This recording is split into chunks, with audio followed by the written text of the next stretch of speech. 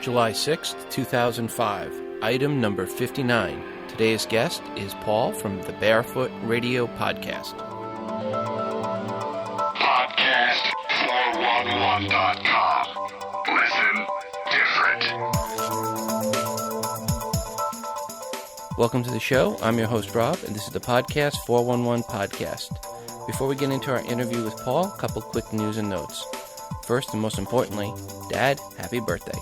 Now, some people have asked me questions about third parties that are creating, quote, iTunes-friendly feeds for them on some other sites. Do not, under any circumstances, use these, quote, iTunes-friendly feeds. You only want to feed in your original RSS URL to the iTunes Music Store. In my case, my site is podcast411.com/feed.xml. That is the only thing I want to feed in to the iTunes Music Store. If you have already used one of these third-party feeds that they create for you and then use through their website, what they are doing is they have taken control of your feed. You never, ever, ever want to let go of control of your feed. No matter how well-intentioned these third parties are, do not use these third-party creations for your feed. If you have any questions about what I'm talking about, send me an email to rob@podcast411.com.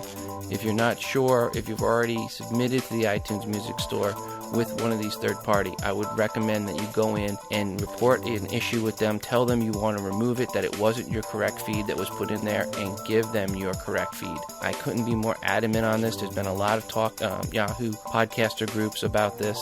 Never, ever cede control of your RSS feed. Additionally, your feed does not have to even be iTunes friendly for you to be listed in the iTunes Music Store. Mine was listed when it was first launched last Tuesday. My feed at that point in time was not iTunes friendly, but I was in the directory. So don't let someone tell you also that your feed has to be iTunes friendly for you to get listed. Matter of fact, there are people that had their images in there that didn't even use the iTunes image tag. Don't be scared into thinking you have to change your feed just to get listed in the iTunes Music Store. You don't. It'll just be how your information is displayed. But you can still get listed. Matter of fact, all 3,000 or most of those 3,000 feeds that were listed in there last Tuesday were not iTunes-friendly feeds. So again, just put your regular feed into the iTunes Music Store. If you're not listed now, be patient. They have a lot of people to enter. It's not because you're not iTunes-friendly, you're not in there. It's just luck. Well, that's going to do it for my diatribe soapbox stance for today. We're going to go ahead and get right into the interview with Paul. Here we go. Well, Paul, welcome to the show. Thanks. Well, I always start out with a traditional first question, and that is, what was your first computer? Okay. My first computer was a Commodore 64. I got it in junior high, and it was pretty good for gaming and stuff. A lot of kids had those in that day. It was really easy to copy games. Spent a lot of time playing The Bard's Tale. I was a super geek back then. The Bard's Tale. What was I don't know that one. What was that game about? It was a role-playing game, very similar to Dungeons and Dragons, basically, only computerized. So you mixed D&D and computers. You truly were a geek. I didn't do D&D, though. I did this computer game, which was like that. I've always been fascinated with medieval folklore and dragons and music by Ronnie James Dio, if you know who that is. Oh, I absolutely do. I'm a metalhead, so absolutely. Excellent. I've always been into rock and roll, starting from early teenage years. Part of why I'm into recording music like I am, and also why I'm impassioned about getting independent bands onto Barefoot Radio. Now, you mentioned in your last podcast that you had a breakup with your band. Yeah, that's right. It's funny you're bringing that up. So what was that? That's got to be really awkward. I mean, is that just like dumping a longtime girlfriend?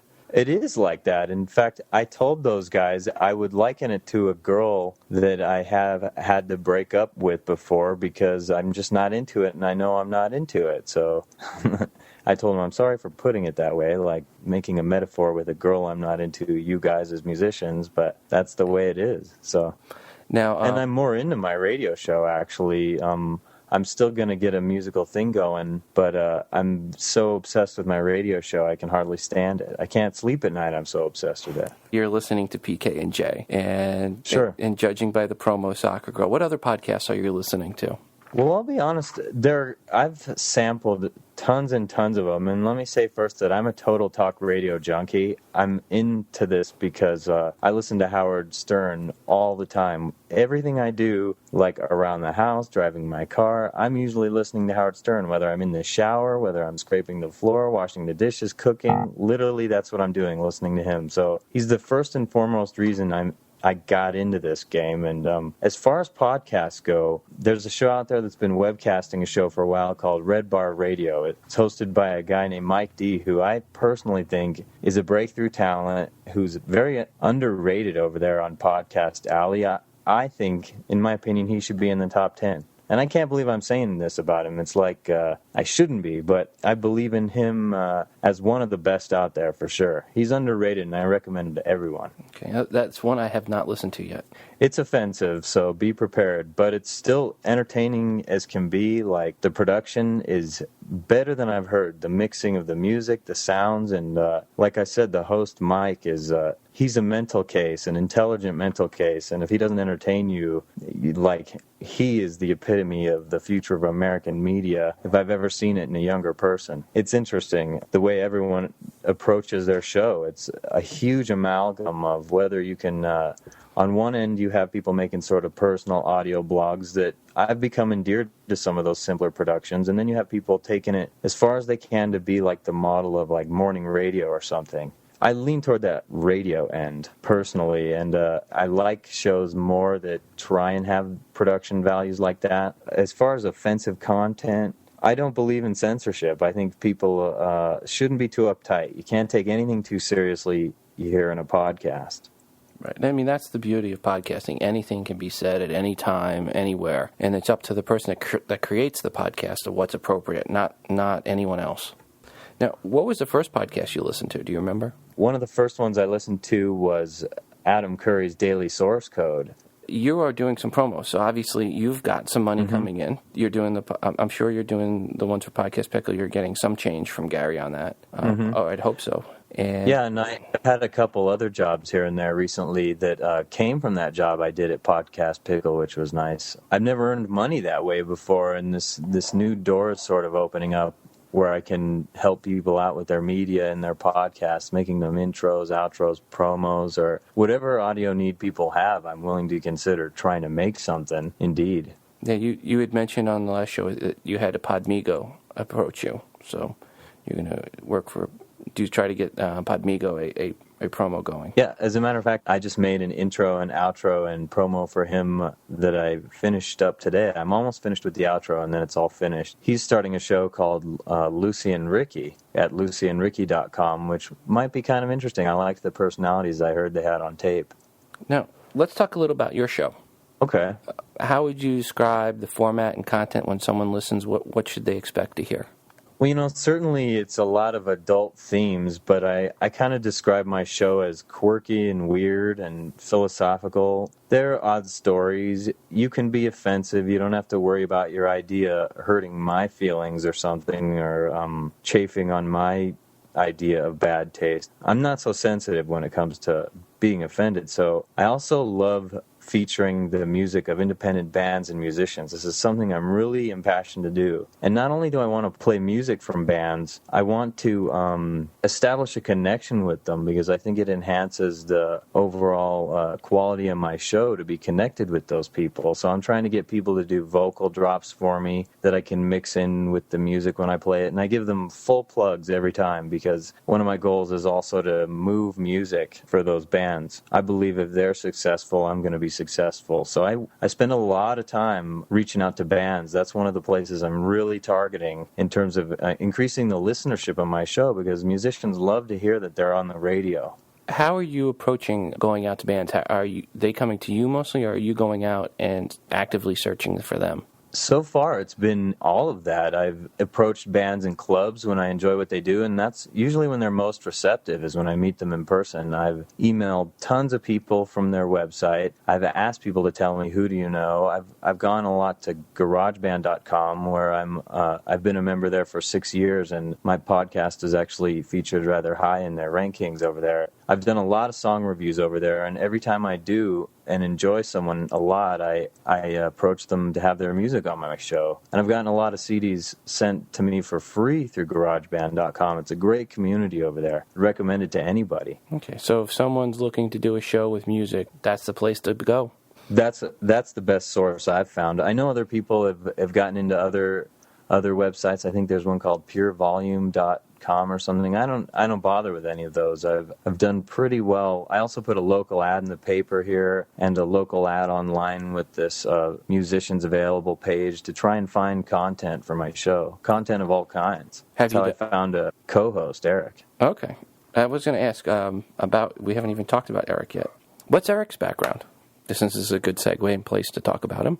Eric, I'm still getting to know Eric, believe it or not, but he's about my age, and he's a musician, and he's also, one of the things I noticed from the first time I talked to him on the phone was he's a very philosophical guy. He's opinionated. I like that. He also doesn't always agree with me, and I think that works well for the show. He's an artist. I believe he has an online art gallery where he sells works of art. It's called NemaGalleries.com, and so you can go there and check that out if you want. He's an intelligent guy. I'm pleased I found him. He sent me an audition CD, and I thought, that's cool. And then I followed up with him as a caller on the phone. Then I met him in the bar and had a beer with him. And he's been pretty loyal about coming over here. I dig that. Now, how long has he been on the show? I believe since the maybe 4th or 5th show, he started sitting in pretty regularly. Okay. And when did your first show go up? I think the first show wasn't even a podcast, and that was, I want to say, February 27th, sometime at the end of February. Okay. And I was nervous as can be. I've gained a lot of confidence since then. The whole reason I conceived the idea of Barefoot Radio is because way over a year ago, about a year and a half ago, I decided to record a show called The MP3 Show with my friend Dave. It was never something I put out there or showed to anyone, but I gained valuable experience sitting in front of the microphone with him and preparing some subjects, and the production values picked up a lot now too, because I mixed together a lot more music. There was no music back then except for stuff that wasn't pod safe. I didn't license it, and I, like I said, didn't put it out there, so I wasn't too worried about copyright issue infringement or anything. That would be a good segue then to lead into the question of what hardware and software are you using to put together your show? I actually enjoy talking about this. The centerpiece of my studio is a Power Mac G5 with a dual 2.0 gigahertz processor with about 1.5 gigs of RAM, and I track to Pro Tools, and my sound card is a Digi-O2 rack mount device, a Digidesign Digi-O2 rack mount device, and I interface with that through my mixer, which is a Yamaha 01V96. And it's really cool having a digital mixer, because my least favorite thing on the planet dealing with a studio setup is cables. And so I just have this one optical cable going between the mixer and the sound card, and it sounds beautiful. I've never been happier with the sound quality of the recordings I'm producing. The music and sound effects that you hear are actually running off of another tower, which is a PC running Windows XP, and I'm running a DJ program in that called Tractor, which is, it's not the greatest thing in the world. Eventually I'm going to get into something much more sophisticated, but I'm DJing off of that, so I actually have 2 computers fully running while I'm doing my show and stuff. Coming up on your show, what are some of the things that listeners can look forward to for new material? You know what? I'm really glad you asked me that, because I'm going to finish up the summer here, and one of the things I'm going to focus on, because some people I've learned from, is I'm going to reach out more and bring guests on my show who are interesting. I want to try and get people who are great at entertaining on there, have them on the phone, interview them, and just do actual bits. But the most exciting thing I can tell you that's coming up for me is right now I'm planning to take my show over to Italy in the fall and record 3 or 4 episodes with some of my friends over there, and it should be quite an amazing experience, I think. Excellent. That sounds fun. We're leaving about at the end of September, and I'll be in Italy about 4, maybe at most 5 weeks. And I'm bringing a ton of recording gear over there, portable computers and sound cards and gadgets. I have a friend over there whose studio I'm probably going to be able to do the show in. He has the same mixer I do. I'm hopefully going to get his band to perform on the show, which is one of the most amazing bands I've ever met. I'm thrilled to death to be this guy's friend. We have a lot of respect for each other because we're both audio engineers and artists and stuff. So it's going to be great going over there. Culturally, the show will have a little different theme. I'm going to play a lot of Italian-themed music with accordions, and it'll have that cultural feel. Let's not forget at this point, tell our listeners where to locate your show. You can find Barefoot Radio at barefootradio.com. Where did you come up with the name Barefoot Radio? I have a friend, Dave, and he's the guy who worked on me with the MP3 show about 1.5 years ago. And recently, when I was thinking of starting Barefoot Radio, I couldn't think of a name. And someone sent me an email with the address barefootdave@.net. And I thought it was from him, but it was from some other Barefoot Dave. And then somehow through that, my friend Dave said, "What about Barefoot Radio?" And I thought, oh, that's kind of neat. I rather like that. I also was contemplating Pink Eye Radio, which for a while I liked that, but I couldn't settle into it. I'm trying to think if there's any nail fungus radio, sinus infection radio. Everything radio, as long as it had radio in the title, because that, to me, is what I'm aspiring to do. I want to create something that is indiscernible eventually from the morning show you hear driving to work. What advice would you like to offer to those that are looking at starting a podcast today? I do encourage people to try and do something of quality. I'm not going to just listen to someone's audio blog where they're just no to themselves, and there's nothing there of substance. I like to hear some kind of entertainment. I would say try and offer people something. It's a great way to meet a lot of intelligent people. I've noticed a lot of podcasters out there who are working really hard at it are quite smart and capable. Such an eclectic group. When you really start talking to people, what they did before, what they're doing now, it's amazing. It's just really, everybody's coming from all walks of life to do this. They're well-spoken. I noticed, like, in the forum over at Podcast Alley, people, most of them, not all of them, write quite well. That's why I don't post much. My spelling leaves a lot to be desired, so I try to keep my post to a bare minimum. Is there anything else you'd like to say before we close up here? Yes, as a matter of fact, I would like to invite your listeners to go over to barefootradio.com and give my show a listen, because I'm one of the few people who's in this for the long haul. I work really hard at producing a good show. There's something to offer for everyone, whether it be pranks, independent music, talk, and hopefully laughter, most of all. If you guys could vote for me at Podcast Alley, I would much appreciate it as well. Like, list me as a favorite over at podcastpickle.com. And I appreciate listeners. I encourage people to take part, too. I like callers. I want people to come on as guests, and I want to open the forum up.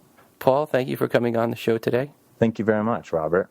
Well, folks, that concludes our interview with Paul from the Barefoot Radio podcast. You can check out his podcast at barefootradio.com. Paul, thanks again for coming on the show. It was great talking with you.